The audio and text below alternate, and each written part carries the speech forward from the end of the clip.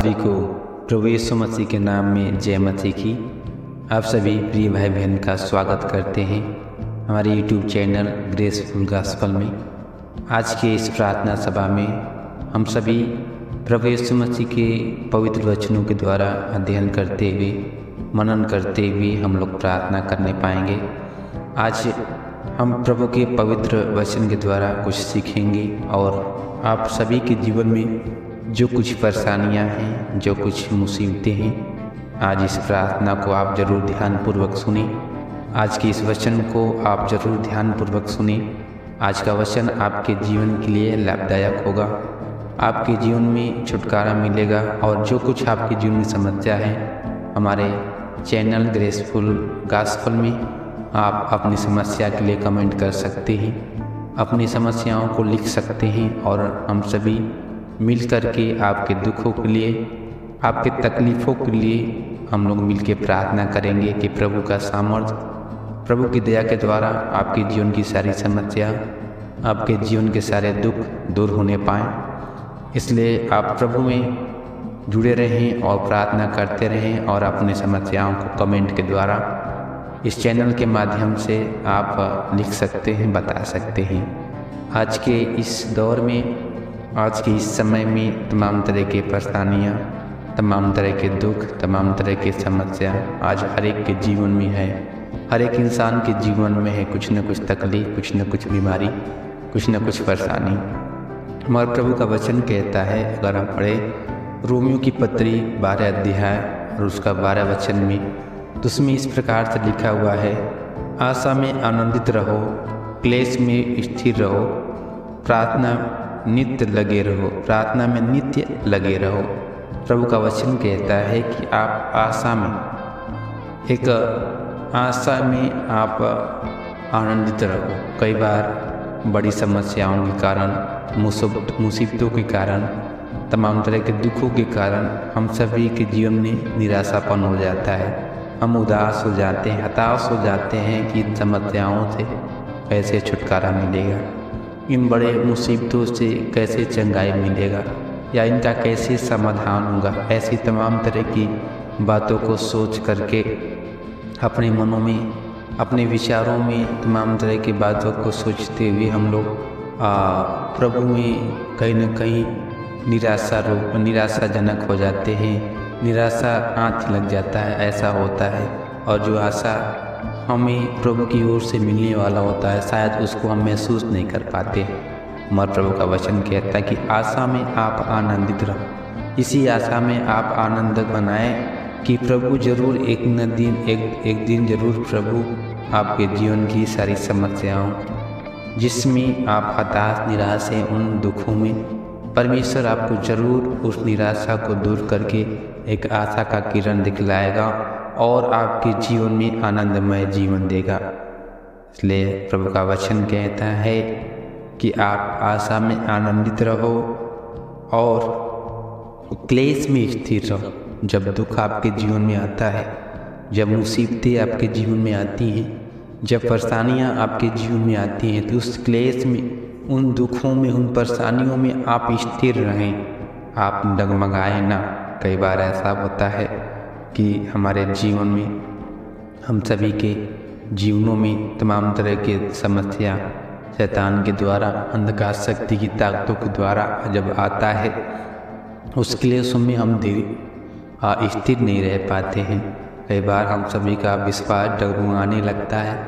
कई बार हम लोग का क्लेश, हम लोग के जीवन में जो दुख है, उसके कारण हम स्थिर प्रभु में नहीं रह पाते हैं। ऐसे बहुत से विचार आते हैं कि आज हम प्रभु से प्रार्थना ना करें, हमारी प्रार्थनाओं को प्रभु उत्तर देगा कि नहीं देगा। ऐसे तमाम तरह के विचारों के द्वारा हम सभी लोग डगमगाने लगते हैं, स्थिर नहीं रह पाते, क्योंकि क्लेश ऐसा ही होता है। हमारे जीवन में जब आता है तो हमारे जीवन को उथल पुथल कर देता है। वह प्रभु का वचन कहता है कि आप आशा में आनंदित रहें, आप इस आशा में बने रहें कि प्रभु जरूर आपके जीवन में अद्भुत काम करेंगे, आपके जीवन की सारी क्लेश को, सारी परेशानी को जरूर दूर करेंगे।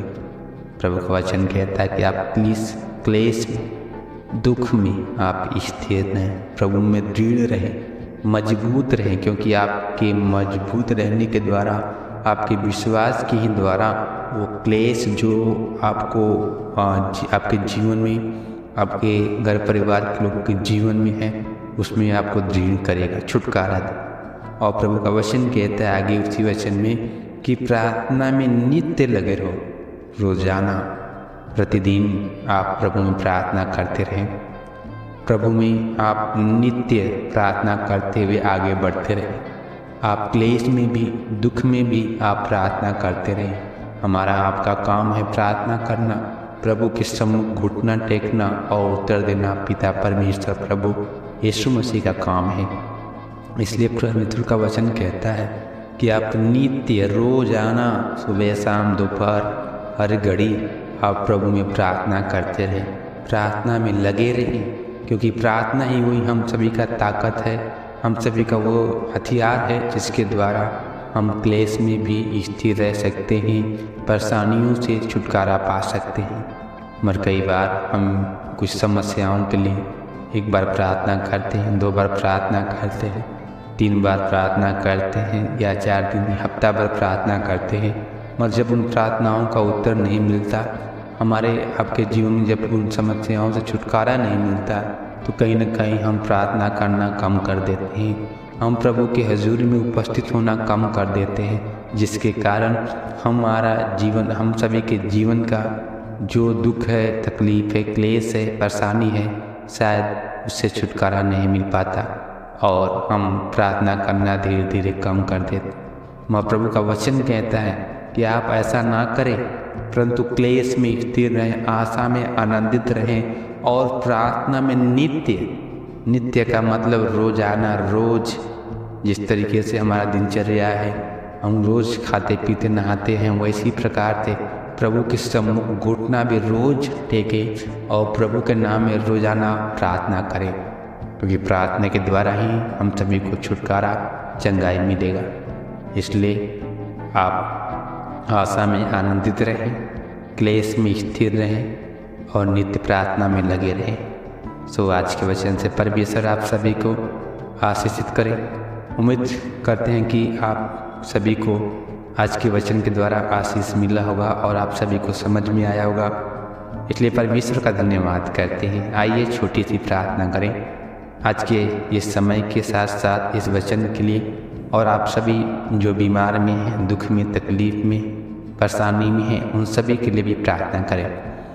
पवित्र पवित्र पवित्र पवित्र पवित्र सेनाओं के यहोवा परमेश्वर, पवित्र पिताजी, अनुग्रहकारी दयालु परमेश्वर, महिमा के परमेश्वर प्रभु, आपका धन्यवाद धन्यवाद धन्यवाद धन्यवाद धन्यवाद प्रभु, इस अवसर के लिए, इस समय के लिए पिता का धन्यवाद करते हैं, आपके नाम की महिमा करते हैं, बड़ाई करते हैं, प्रशंसा करते हैं राजा कि आपने अभी तक हम सभी को संभाला, रक्षा रखवाले के पिता आपका धन्यवाद करते हैं। सेनाओं के यहोवा परमेश्वर, पवित्र पिताजी, कृपालु परमेश्वर प्रभु, आज हर एक की परेशानी के लिए, हर एक दुखों के लिए प्रभु आपसे विनती करते हैं, प्रार्थना करते हैं राजा कि आप अपनी सामर्थ्य, अपनी दया से प्रभु आज हम सभी को भरें और अपनी महिमा में प्रभु हम सभी को इस्तेमाल करें, और हर एक के जीवन के सारे दुखों को, तकलीफ़ों को, बीमारियों को प्रभु आप दूर कर दीजिए। अपने सिफा बड़े हाथ को बढ़ा करके छुए, आशीष कीजिए, अनुग्रह करें प्रभु। सभी जन आपकी लोग हैं, आपके बच्चे हैं प्रभु, तो उन्हें दे, जैसे माँ अपने बच्चों को संभालती है, उसी प्रकार से प्रभु आज हम सभी को आप संभालें, अपनी पंखों की आड़ में छुपा लीजिए, रक्षा रखवाली करें प्रभु। आज के इस वचन के द्वारा प्रभु जी हम सभी के जीवन में कार्य करें प्रभु, ताकि परमेश्वर हम आशा में आनंदित रहें और क्लेश में स्थिर रहें, डगमगाए ना प्रभु।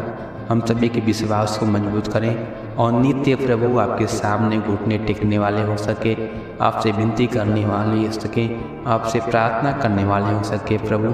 उसी के लिए हम सभी की आप सहायता करें, मदद करें। आज जितने लोग प्रभु इस प्रार्थना सभा में जुड़े हैं, आज जितने लोग प्रभु इस प्रार्थना सभा में सहभागी हुए हैं, हर एक जन के जीवन को, हर एक के शरीर प्राणात्मा को प्रभु आपके हाथ में हम अर्पण करते हैं, समर्पण करते हैं। आप अपनी योजना के तहत अपनी इच्छा के अनुसार प्रभु इस्तेमाल करें, आगे बढ़ाए प्रभु जी। महान जीवित खुदा, दुनिया को बनाने वाले परमेश्वर प्रभु यीशु मसीह, आज आप हर एक जन के जीवन में कार्य करें, उनकी सारी परेशानी को, सारी मुसीबत को, सारी तकलीफ़ों से प्रभु आप छुटकारा दे दीजिए, चंगाई दे दीजिए पिता परमेश्वर। अपने सिपा बड़े हाथ को बढ़ा करके छुए, आशीष कीजिए, अनुग्रह करें पिता। आज जितने लोग प्रभु इस प्रार्थना सभा में जुड़े हैं, उनके जीवन में जो भी तकलीफ हो, सर से लेके पाँव तक प्रभु जो भी समस्या हो प्रभु, उन सारी समस्याओं को प्रभु आपके सामर्थ्य नाम में प्रभु दूर कर देते हैं। आप स्वयं संभालें, रक्षा रखवाली करें, मदद सहायता करें। सब कुछ पिता आपके हाथ में अर्पण करके प्रार्थना यीशु मसीह के नाम से मांगते पिता, आमीन।